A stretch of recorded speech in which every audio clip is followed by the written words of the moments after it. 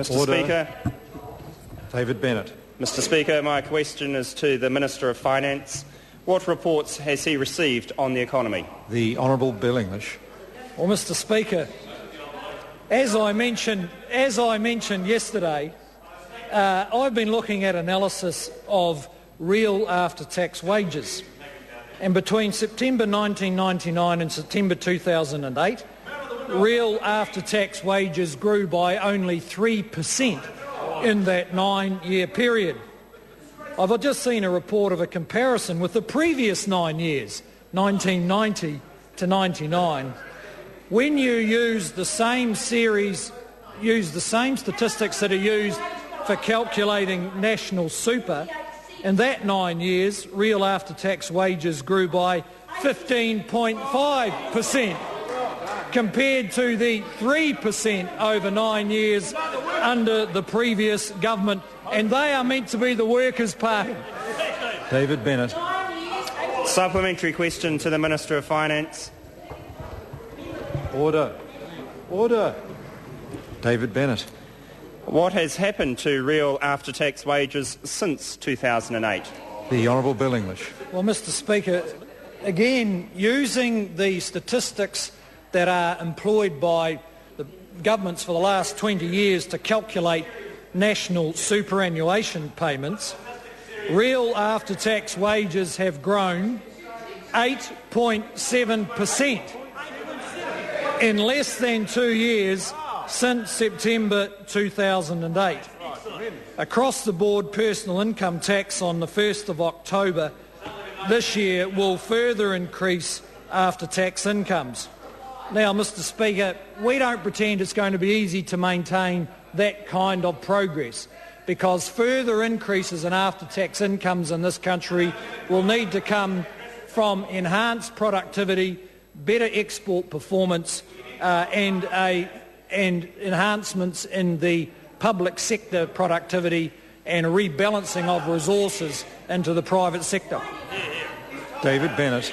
Supplementary question to the Minister of Finance. What factors explain these trends in real after-tax wages over time? The Honourable Bill English. Well, Mr. Speaker, I think there's a couple of factors.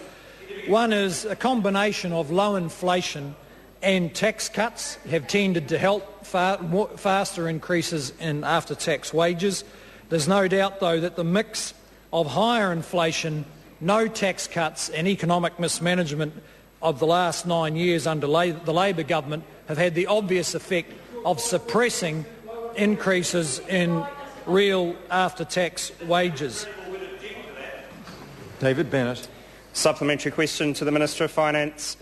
What do these trends in real after-tax wages tell us about the economy's performance in these periods? The Honourable Bill English. Well, Mr. Speaker, again, using the statistics that are used to calculate national superannuation, the increase in real after-tax wages in Labor's 9 years in power was just 3%.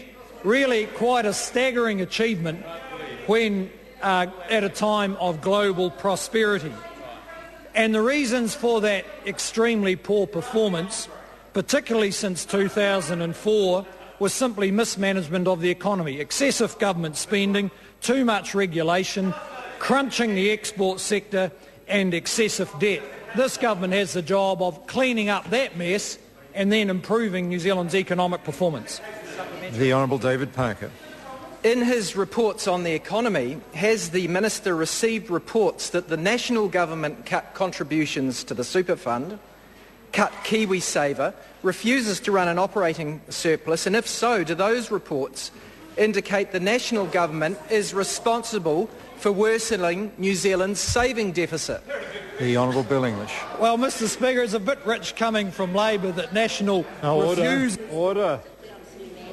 Members shouldn't start out an answer, but it's a bit rich by attacking the questioner. The Minister should make some attempt to answer the question first. The Honourable Bill English. Mr. Speaker, yes, I have seen reports that every time National does something to actually try and achieve a surplus, the Labor Party go into some kind of hysteria and call it cuts. So they can't have it both ways. Here we have one spokesman in the Labor Party saying we're simply refusing to run surpluses, while the rest of the Labor Party goes hysterical when we try to do it. The Honourable David Parker.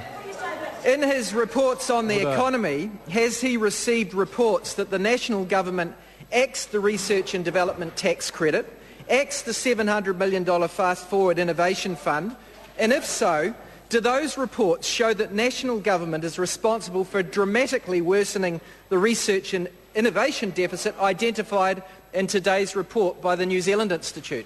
The Honourable Bill English. Well, Mr Speaker, I have seen reports that those two initiatives of the previous government were cut by this government, and for good reason. We had better policy.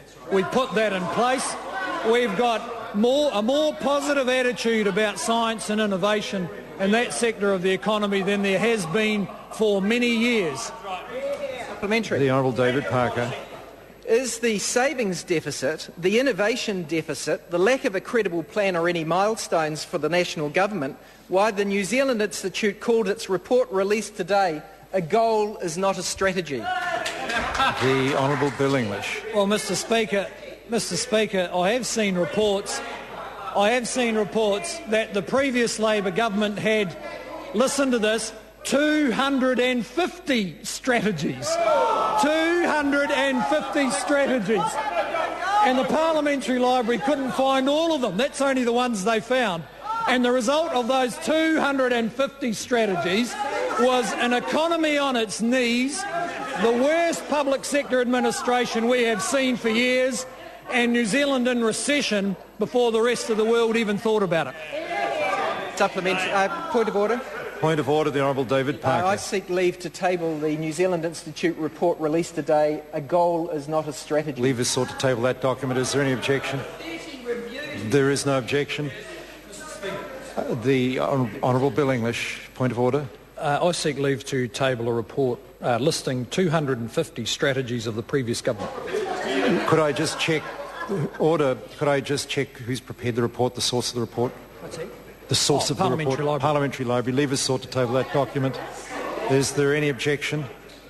There is no objection. Question number 3, the Honourable Pete Hodson. Order. Speaker,